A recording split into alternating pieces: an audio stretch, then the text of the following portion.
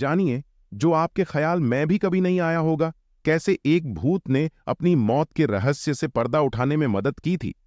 मृतक महिला को उसके ही पति ने बेहद शातिर तरीके से मार डाला था, लेकिन उसने खुद अपनी हत्या की गुत्थी सुलझाई। यह कहानी 124 साल पुरानी है। एक बार की बात है, अमेरिका में एक भूत ने अपनी मर्डर मिस्ट्री सुलझाने में पुलिस की मदद की थी। यह घटना अमेरिका के वेस्ट वर्जीनिया राज्य में ग्रामीण क्षेत्र ग्रीनबियर काउंटी में आज से करीब 124 साल पहले घटी थी। इस काउंटी में इरास्मस एडवर्ड शू नाम का एक लोहार रहता था। उसकी 3 महीने पहले ही एल्वा नाम की एक महिला के साथ शादी हुई थी। जनवरी 1897 की एक रात एडवर्ड ने अपने पड़ोस के एक लड़के को काम करने वाली जगह से घर भेजा ताकि वह देख सके कि उसकी नई नवेली पत्नी को बाजार से कुछ चाहिए तो नहीं। घर की सीढ़ियों पर पड़ी मिली थी लोहार की पत्नी। जब यह लड़का ग्रीन बियर काउंटी में उसके घर के दरवाजे पर पहुंचा तो उसने एल्वा को सीढ़ियों के नीचे पड़ा पाया। एक पल के लिए वह लड़का ठिठक गया। उसे समझ नहीं आ रहा था कि वह क्या करे। उसने एल्वा को सीधा किया और चेक करने की कोशिश की कि आखिर हुआ क्या है। एल्वा का सिर एक तरफ झुका हुआ था। पहले तो उसे लगा कि एल्वा शायद सो रही हैं। वह चुपचाप उनकी ओर बढ़ा और मिसेस शू कहकर उन्हें जगाने की कोशिश की। कोई जवाब न मिलने पर वह घबरा कर वहां से दूर चला गया और अपनी मां को इस बारे में बताया। पड़ोसी महिला ने डॉक्टर और सरकारी अधिकारी को बुलाया। पड़ोस में ही रहने वाली उस लड़के की मां ने एल्वा को बेसुध पड़ा देख स्थानीय डॉक्टर और सरकारी अधिकारी जॉर्ज डब्ल्यू कन्नप को बुलाया। सूचना देने के लगभग 1 घंटे तक कन्नप घटनास्थल पर नहीं पहुंचे, लेकिन तब तक एडवर्ड शू वहां पहुंच चुका था। वह अपनी पत्नी के शव को वहां से उठाकर बेडरूम में लेकर गया। उसे नहलाया, कपड़े पहनाए और बिस्तर पर लिटा दिया। उसने अपनी पत्नी के मृत शरीर को एक ऊंचे कॉलर वाले कपड़े पहनाकर दफनाने के लिए तैयार किया और उसके चेहरे पर पर्दा डाल दिया। पति ने मृत पत्नी के शरीर की पूरी जांच नहीं करने दी। इस दौरान सरकारी अधिकारी और मौत के मामलों को देखने वाले स्थानीय डॉक्टर जॉर्ज डब्ल्यू कन्नप भी पहुंच गए। उन्होंने मृतक महिला के शरीर की जांच शुरू कर दी। उस दौरान पति एडवर्ड शू अपनी पत्नी के सिर को गोद में रखकर रोता रहा। जब कन्नप ने एल्वा के सिर और गर्दन की जांच करने का प्रयास किया तो एडवर्ड शू नाराज हो गया और गुस्सा दिखाने लगा। कन्नप शू को नाराज नहीं करना चाहते थे, इसलिए वे चुपचाप वहां से चले गए। उन्होंने एल्वा के बाकी शरीर की जांच के दौरान कुछ भी गलत नहीं पाया था। कन्नप कुछ हफ्ते पहले के एल्वा का इलाज भी कर रहे थे, इसलिए उन्होंने मृत्यु के कारण को अचानक आई बेहोशी करार दिया। उन्होंने बाद में इसे गर्भावस्था से जुड़ी परेशानियों से जोड़ दिया। एल्वा के शरीर को लिटिल सेवेल माउंटेन के उसके बचपन के घर ले जाया गया और दफनाया गया। ताबूत में भी एल्वा के सिर और गर्दन को शू ने किसी और को न तो छूने दिया और न ही देखने दिया। हालांकि उसके इस अजीब व्यवहार को लेकर वहां मौजूद लोगों में कोई शक नहीं पैदा हुआ। एल्वा की मां को अपनी बेटी की मौत पर नहीं था यकीन। एल्वा की मां मैरी जेन हीस्टर को छोड़कर हर कोई इस मौत को प्राकृतिक मान रहा था। वह शू को कभी पसंद नहीं करती थीं और उन्हें बिना सबूत के भी यह यकीन हो गया था कि शू ने ही उसकी बेटी की हत्या कर दी है। पर बड़ी बात यह थी कि सिर्फ एल्वा ही बता सकती थी कि उसके साथ क्या हुआ था। ऐसे में मैरी जेन हीस्टर ने एल्वा की आत्मा से बात करने का फैसला किया। उन्होंने आत्मा को बुलाने के लिए कई विशेष पूजा और प्रार्थनाएं शुरू कर दीं। कई हफ्तों तक सुबह शाम प्रार्थना करने के बाद उसे एल्वा की आत्मा से उत्तर मिला। मां ने अपनी बेटी के आत्मा को बुलाया। हीस्टर ने दावा किया कि उसकी बेटी उसे अपनी कहानी बताने के लिए लगातार 4 रात सपने में दिखाई दी। उन्होंने कहा कि आत्मा पहले एक उज्ज्वल प्रकाश के रूप में प्रकट हुई, धीरे धीरे एक मानव रूप लेकर अपनी कहानी बताने लगी। इस दौरान पूरा कमरा ठंड से भर जाता था। लगातार 4 दिनों तक एल्वा की आत्मा ने अपनी मां को सपने के जरिए पूरी कहानी शुरू की। पड़ोसी महिला ने डॉक्टर और सरकारी अधिकारी को बुलाया।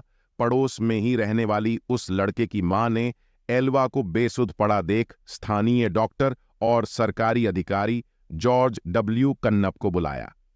सूचना देने के लगभग 1 घंटे तक कन्नप घटनास्थल पर नहीं पहुंचे, लेकिन तब तक एडवर्ड शू वहां पहुंच चुका था। वह अपनी पत्नी के शव को वहां से उठाकर बेडरूम में लेकर गया, उसे नहलाया, कपड़े पहनाए और बिस्तर पर लिटा दिया। उसने अपनी पत्नी के मृत शरीर को एक ऊंचे कॉलर वाले कपड़े पहनाकर दफनाने के लिए तैयार किया और उसके चेहरे पर पर्दा डाल दिया। पति ने मृत पत्नी के शरीर की पूरी जांच नहीं करने दी। इस दौरान सरकारी अधिकारी और मौत के मामलों को देखने वाले स्थानीय डॉक्टर जॉर्ज डब्ल्यू कन्नप भी पहुंच गए। उन्होंने मृतक महिला के शरीर की जांच शुरू कर दी। उस दौरान पति एडवर्ड शू अपनी पत्नी के सिर को गोद में रखकर रोता रहा। जब कन्नप ने एल्वा के सिर और गर्दन की जांच करने का प्रयास किया तो एडवर्ड शू नाराज हो गया और गुस्सा दिखाने लगा। कन्नप शू को नाराज नहीं करना चाहते थे, इसलिए वे चुपचाप वहां से चले गए। उन्होंने एल्वा के बाकी शरीर की जांच के दौरान कुछ भी गलत नहीं पाया था। डॉक्टर ने मौत के कारण को बेहोशी और प्रेगनेंसी से जोड़ा। कन्नप कुछ हफ्ते पहले के एल्वा का इलाज भी कर रहे थे, इसलिए उन्होंने मृत्यु के कारण को अचानक आई बेहोशी करार दिया। उन्होंने बाद में इसे गर्भावस्था से जुड़ी परेशानियों से जोड़ दिया। एल्वा के शरीर को लिटिल सेवेल माउंटेन के उसके बचपन के घर ले जाया गया और दफनाया गया।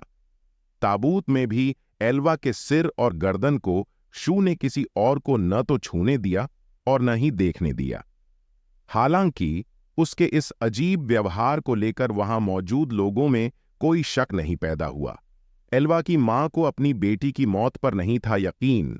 एल्वा की मां मैरी जेन हीस्टर को छोड़कर हर कोई इस मौत को प्राकृतिक मान रहा था। वह शू को कभी पसंद नहीं करती थीं और उन्हें बिना सबूत के भी यह यकीन हो गया था कि शू ने ही उसकी बेटी की हत्या कर दी है। पर बड़ी बात यह थी कि सिर्फ एल्वा ही बता सकती थी कि उसके साथ क्या हुआ था। ऐसे में मैरी जेन हीस्टर ने एल्वा की आत्मा से बात करने का फैसला किया। उन्होंने आत्मा को बुलाने के लिए कई विशेष पूजा और प्रार्थनाएं शुरू कर दीं। कई हफ्तों तक सुबह शाम प्रार्थना करने के बाद उसे एल्वा की आत्मा से उत्तर मिला। मां ने अपनी बेटी के आत्मा को बुलाए। हीस्टर ने दावा किया कि उसकी बेटी उसे अपनी कहानी बताने के लिए लगातार 4 रात सपने में दिखाई दी।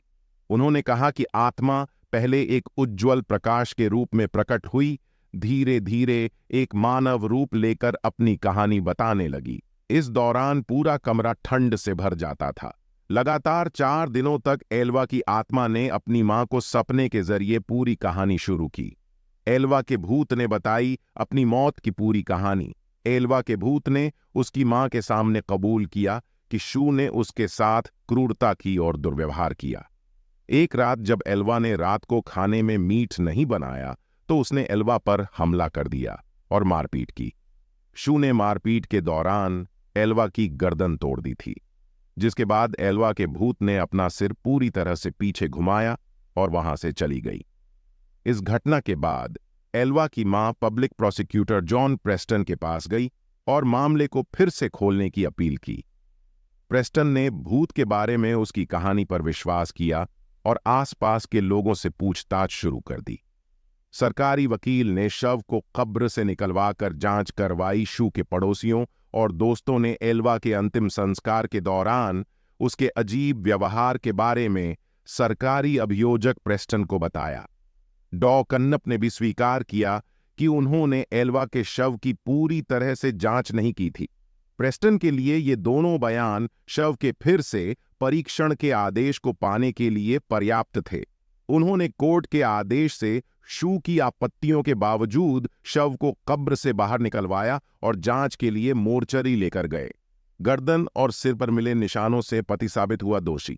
एक स्थानीय समाचार पत्र द पोकाहॉन्ट्स टाइम्स ने बाद में रिपोर्ट किया कि गले पर उंगलियों के निशान पाए गए थे, जिससे पता चला कि एल्वा की मौत दम घुटने से हुई थी। उसके गर्दन पर गला घोंटने के निशान पाए गए थे, जिससे गर्दन की नस और कोशिकाओं को काफी नुकसान पहुंचा था। गर्दन की हड्डी भी टूटी हुई मिली, जिसके बाद इस मौत की विस्तृत जांच की गई और शू को उसके मौत का गुनाहगार माना गया। नीचा दिया गया घंटे को जरूर मार देना।